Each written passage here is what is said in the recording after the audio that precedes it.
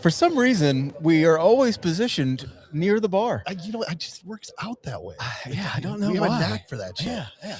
Well, I have essentially a 24-hour travel day, so I'm starting to fade just a little bit. Oh no, you're gonna hit your stride right now. One of our nice hosts brought me a glass of wine, yes, so I am going to rebound here like nobody's business. And we got a couple good guests in here. We do. Let's do some real quick self-introductions, if you would, just real quick. Name, who you're with, and what you do. It's amazing who you meet at the bar, isn't it? So, my name's David Mears. I'm the principal surveyor with John Holland. I've been in the survey game for 30 years. Run lots of major projects. Done lots of things, lots of innovation, and that's me. I've been with the company for probably 4 years now. 4 years, okay. Yeah, 4 years. Several projects, several states. Get about meet project survey managers and set up projects and basically ensure that they're running properly. Yeah. And what's your favorite color? Has to be blue. There you go. Has to be blue. All right, go ahead. Yeah, my name's Andrew Finnick. I've been in the game for roughly 20 years.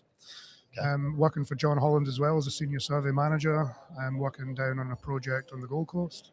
I've been with the company, say, 18 months, coming on 2 years. Okay. Yeah. I've got a lot of experience in tier one construction, though.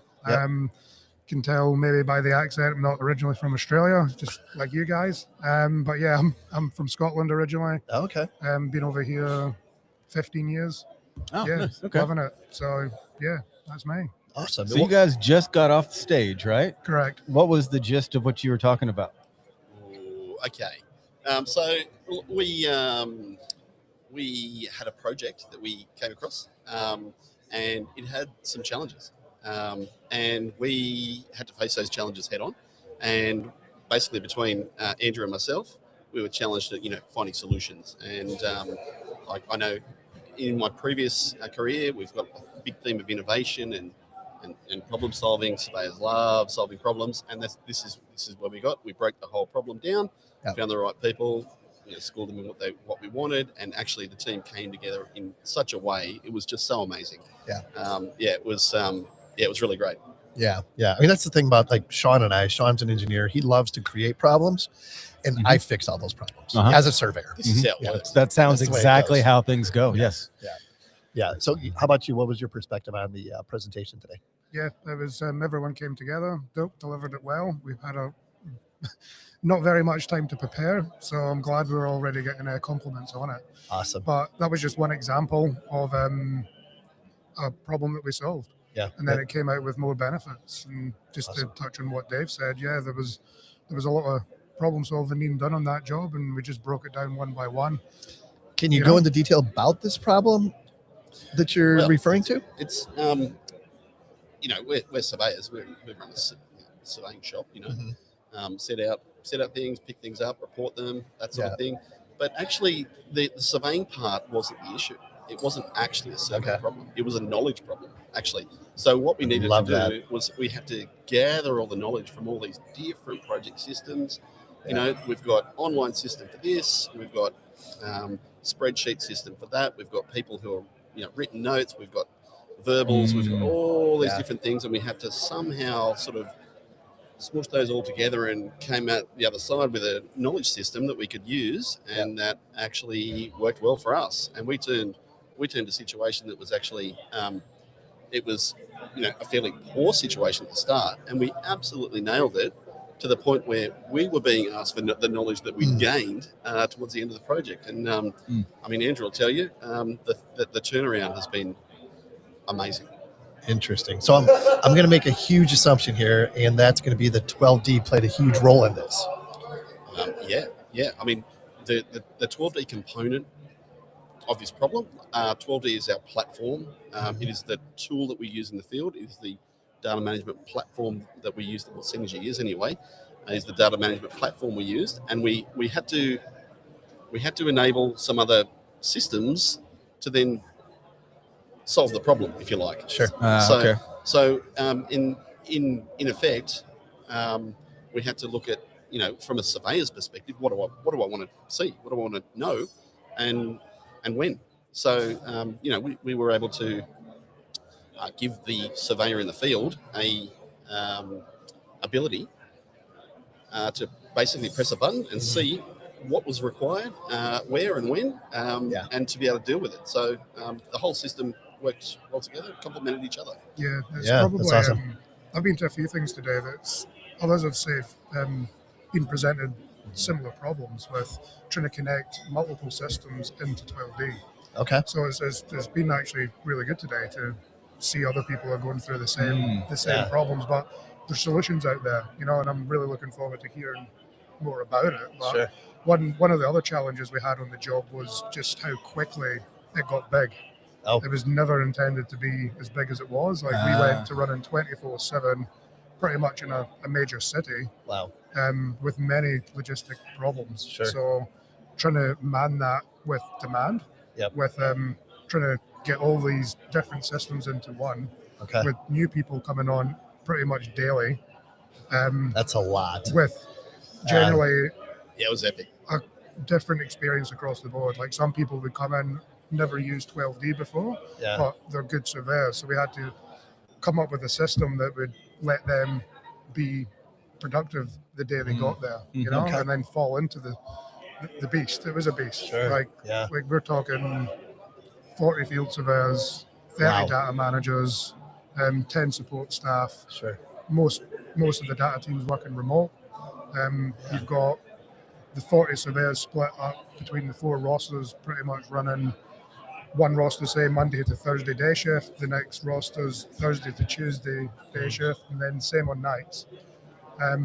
It's trying to manage all that with the influx of what the presentation and stage was about was the influx of as-built requests coming in. Wow. We're up to 6,000 now That's in crazy. 18 months. Yeah. And trying to manage that. That's just one example of one problem we had to solve. Yeah. And then you add everything else into it. Back on 12D, that was where our design files that were coming in 12DAs. So we had to manage that process as well because we wanted to make sure that our models coming out from design were current and checked. Like, you know yourself, you can't just take a file and go and use it without background checks. And it's trying to navigate all that all together. And that's just some of the issues. Right. Not issues, challenges. Challenges. I like that. Yes, of course. How did you expedite like the onboarding? I guess when you're talking about bringing on new people all the time to the project, like how did you get them up to speed? Like how did you minimize the learning curve? A couple YouTube videos and they're ready to go. Just go. Easy. To be honest, something similar. Yeah, it was like just coming up with a detailed onboarding procedure, and it was that big and it was moving that fast. Like we sort of had to develop. It was pretty much a buddy system. You're new, you're going here. This is your training, and you've got a week, and you need to take all this off before you go, and then you need to show your senior that you're capable of managing the processes, and then it's lambs to the slaughter. And then you guys just sitting in the command center and just watching all these big data chunks come in from all these different people. It's like the NASA command center. Yeah, right. Yeah, pretty much. Yeah. It was, well, they're big levers, I suppose. Yeah. It's truly like, if there's a lack of systems in a vacuum, it's anarchy. Yeah. Absolute anarchy. Everyone will do what they think is right, and they're genuine in what they're doing. They think it's right. For sure. So, what do you think is this is a very unique project that you guys are talking about. I think there's a lot of disconnects in survey projects in general between the field and the office, and how the information is managed and shared. What do you think the biggest disconnect is that you've seen maybe even at your own company or other companies that you've worked for? What's the biggest challenge there? I've got one. Yeah, that's a good one. Don't want to talk sort of project specific or company specific, but just in general in the construction world, especially large project, it is the data flow from all the different departments. Because now your modern projects have got your engineering department that control the BIM model, and that's a live model that's survey's got a huge part in all of it. And then you've got your other models getting fed through design, but you can never use them because they're for information only, drawings of the backup. But then then you jump into the pace. Like every construction project's got pace, and it's trying to connect it all and having the experience to know that there's risk in all of it. Yep. And if you can get that right, like things start flowing pretty good. Yeah. But yeah, that's probably my, like every project I go to, it's normally the first thing I look at is data flow. Yeah. How is it being verified and how does it get into the field? Sure. Yeah. Well, to that point, like when you mentioned something earlier that stuck with me, like of how this scaled, how it just grew and kind of blew up. And most problem sets you get to, you're like, okay, at this scale, we can use this tool. Yeah. Did you run into that challenge where the system you started with didn't work halfway into it? And how did you get through that? Well, that's how we came to be involved in this, really, isn't it? Yeah. We have a way of working, and that way of working was, I don't know, maybe it was considered old-fashioned or whatever. But once you get to a point, there's a tipping point for sure, where spreadsheets and verbals just don't work anymore. Right. They just cannot work. And then it goes from a suggestion to a requirement, right? Like you said, quickly, like you said, these things get out of hand like really quickly. Yeah. So, and for sure, and probably one other thing, like in the surveying industry, like we know what we can do. We know how valuable we are. We know the skill sets like go so far beyond putting pegs in the ground and just being a field resource. Mm-hmm. And that's another huge disconnect, I believe, in the industry, in construction, and probably others as well, is just the knowledge of how valuable a surveyor can be outside of the field. Like having so many people on this job, it opened up so many doors of experience and people with unique skill set that like you'd really struggle to find. Like I would call them unicorns. We had a good few unicorns on our project that just stood up and they just loved it because they just had an open platform to help.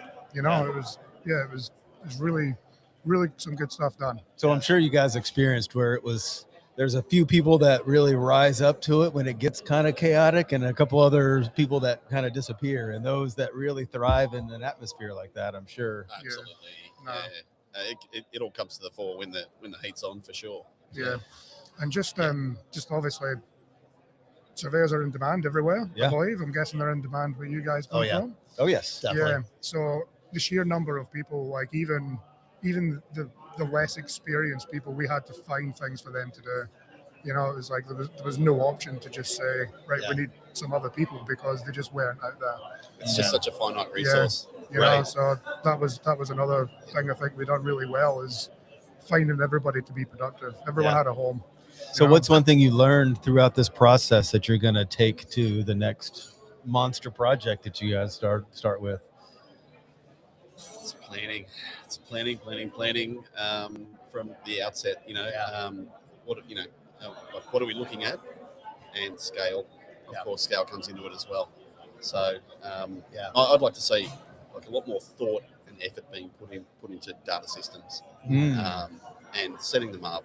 Just look, surveyors are so time poor that the best solution is the quickest one. Sure. But not necessarily for everyone else in the ecosystem. Yeah. And that's a really big thing. If everyone's doing their own thing, no one's singing the same song sheet, then we're going to be in trouble down the track. Yeah, for sure. Managing expectations in a situation like that is just like so key. It's dead right. And that's a managerial task that has to be taken on. Not everything can be done in one day, as you've got the I guess video game kind of generation coming through where everything can be done super quick and everything's like live and everything. Well, just you need time to think, and not 1,000 years to think, but things have to be done in a process. For sure. And you touched on something there I was thinking about as you guys were talking about all these moving parts and things like that. This is like next level stuff that you guys are describing, so it's like the surveyor has to have a little bit different skill set to be able to thrive in that situation. Talk about that a little bit, and like what are some skill sets that you guys are seeing that the surveyor, whether it be a crew chief, what have you, needs to possess to succeed in that kind of environment.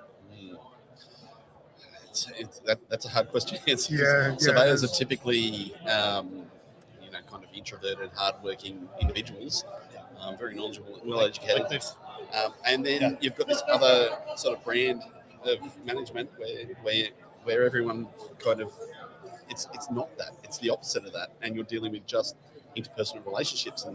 And you need to get a bit of a hybrid, and that, between those two. There's that unicorn, right? Yeah, it's a unicorn. Right. And that takes years and years to develop. Absolutely. And not everyone's cut out for it. No, not at all. Like, you could be the best surveyor, but the worst manager. It's, For sure. and even you look at senior surveyors. Like, I've got an expectation of what a senior surveyor is, and that's night and day to a lot of other people. It's Well, I'm sure it's much different than it was 5 years ago. yeah, exactly. So It is a lot more in the data and data management stakes. With the whole BIM implementation around the world. Right. It's just everything being real time. Well, yes, Right? Yeah, exactly. Well, correct me. Or the want for it being real time. And what I hear is, in the past, it was, I do all my things in the field, I collect all the data, and the office will figure that out. Yeah. And now that can't happen anymore, It because, can't. like what you're saying, that you need to send out to them in the field so they can see what they need to be collecting, and then so it comes into the office ready to go. Exactly. Yeah. Exactly. data flow again. Yeah. Yeah. And just the idea of starting with data flow to a group of an industry that is not used to having to deal with any of that. It's just, I got my book and I hit the points, and then I go home, and that's a whole different. That's a really interesting point. Yeah. The book part. Yeah. That's the way that we evolved. Yep. And so that isn't. It doesn't work anymore. It doesn't work anymore. Yep. Everything's electronic, and Everything's now, electronic. Yeah. Yep. Now, Scary. Yeah, we need different skills for a different environment. Yeah. That's the way it is. 100%. Evolution, right? So, last question: do you think that opens or closes the door for more people to get into the surveying industry? For me, sorry, the question again. So, when you said they need a different skill set, does that make it harder for people to get into, or open the door for more people to get into this business because there's more things to do? In my opinion, it should open the door if the communication's out there. Because again, it's getting away from the mentality that surveyors are in the field pegging out. Because as you know, there's some surveyors out there that are geniuses, absolute geniuses on computers. Yep. They're surveyors. Yeah, right. Some of them probably couldn't even swing a hammer. And No, then you've exactly. got other guys. So true. Now they can't. That is where they belong. Like they own it and they run it. So, I like the pegging out term. We're gonna have to I know, borrow I like that. Yeah. but yeah, Borrow that's where I that is true. It's like, where is my value? What is my value? How can I make my value more? For sure. It's kind of a two-pronged thing, though, because it does allow other people that are more digital engineers and things like that, and maybe GIS people, whatever, to come into the industry, and that's fine. Yeah. But then, and that's good. That will raise the numbers, I guess. But then on the other hand, the education system, there's not a lot of people coming through the survey ranks, Right. Yeah. and that is a problem because maybe it's more appealing to be an engineer or more appealing to be other things. There's not a great deal of people, a volume of candidates, I guess. And we need more candidates coming into surveying so that we can raise the bar again. Yeah. Well said. We're for all about sure. raising the bar. No doubt about it. Oh my gosh, what else? We're 20 minutes in. I know, love it. Anything else you guys want to get out there that we didn't touch on? That's how What- much your presentation was. So. That's right. What are you guys I looking don't forward know to? what happens after 20 minutes. What are you guys looking forward to the rest of the forum here? That's a tough one. I've been to a few of these forums. The day one's a big day. Yeah. Big day. And kind of followed by the innovation awards and the gala dinner on the second day. So, I mean, I'm looking forward to the gala dinner. That's the key one for me. Yeah. And then Nice. bit of networking and Awesome. Yeah, for me, it's the networking side of things. Obviously, being a Scotsman, can't turn down free beer. Yeah. So looking forward to that. And just exploring some of the workshops, to be honest. Like Nice. it's, Awesome. some of them today have been valuable already. And Yeah, I've already yeah. met a few people that I've never met face to face. Nice. So, Nice. It's a great event. No Yeah. question. there's a lot Absolutely. of new content here this year that I didn't expect. But I'll be cutting my teeth on some of that tomorrow as well. All right. Well, maybe we'll have you guys back here on Tuesday. See what you learned. For sure. Yeah. Yeah, give us a shout. return We'll be leg. around. Yeah, that's right. Appreciate your guys' time. Just make It's sure been it's great. at this time of night. always, Yeah. always. You got it. If you We'll have guys a are supplying cooler. the beers, then I'm sure that we'll be. Sounds Oh, good. awesome. All right, guys. Appreciate you Thanks, stopping by. guys.